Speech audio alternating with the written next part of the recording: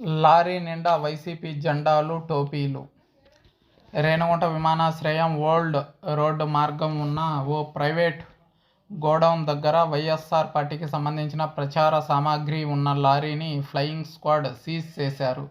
Flying squad రాకను గమనించి godown సిబ్బంది తాళాలు వేసి పరారయ్యారు. గోడౌన్లో కూడా వైఎస్ఆర్సీపీ పార్టీకి సంబంధించి ప్రచార సామాగ్రితో పాటు ఇతర వస్తువులు ఉన్నాయని అనుమానిస్తున్నారు. గోడౌన్ తెరిపించడానికి ప్రయత్నిస్తున్నారు. పూర్తి వివరాలు తెలియాల్సి ఉంది. అయితే ఎలక్షన్ కోడ్ అమల్లోకి వచ్చిన తర్వాత అధికార ప్రతిపక్షాలు విచ్చలవిడిగా ఎలక్షన్ నిబంధనలను అతిక్రమిస్తుండడం తెలిసిందే. అయితే రాష్ట్రంలో అనేక జిల్లాలకు ఎస్పీలుగా వ్యవహరిస్తున్న ఐపీఎస్ల పైన వేటు వేశారు.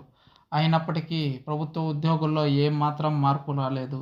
యథేచ్ఛగా గోడాలని వదిలిపెట్టేశారు. ఎక్కడా కూడా ఎలక్షన్స్ సిబ్బంది వెరిఫికేషన్ అనే కాన్సెప్ట్ను పక్కన పెట్టేశారు. సంఘటనా స్థలానికి చేరుకున్న టీడీపీ నాయకులు గోడౌన్ తెరిచి అందులో ఉన్న సామాగ్రిని కూడా సీజ్ చేయాలని డిమాండ్ చేశారు. అయితే అధికారులు నిమ్మకు నీరెత్తనట్లు ఉన్నారు.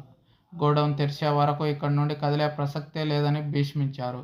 పేపర్లలో కథనాలు వస్తున్నా కూడా వైఎస్ఆర్సీపీ పార్టీ నాయకులు బరితెకిస్తున్నారు. దీనికి పోలీసులు అంటగాగుతున్నారు. పోలీసులు చోద్యం చూస్తూ కూర్చుంటే మేమే పోలీసుల కర్తవ్యం చేయాల్సి ఉంటుందని టీడీపీ, జనసేన పార్టీ కార్యకర్తలు పోలీసులకు హెచ్చరికలు జారీ చేశారు. కేవలం టీడీపీకి సంబంధించిన 10 పాంప్లెట్లు ఉంటేనే కారును పోలీస్ స్టేషన్ వరకు తీసుకెళ్లి నానా ఇబ్బందులు పెట్టారని, ఇంత భారీగా తరలిస్తున్న వైఎస్ఆర్ పార్టీ ప్రచార సామాగ్రిని పోలీసులు చూసి చూడనట్టు వ్యవహరించడం బాధాకరమన్నారు.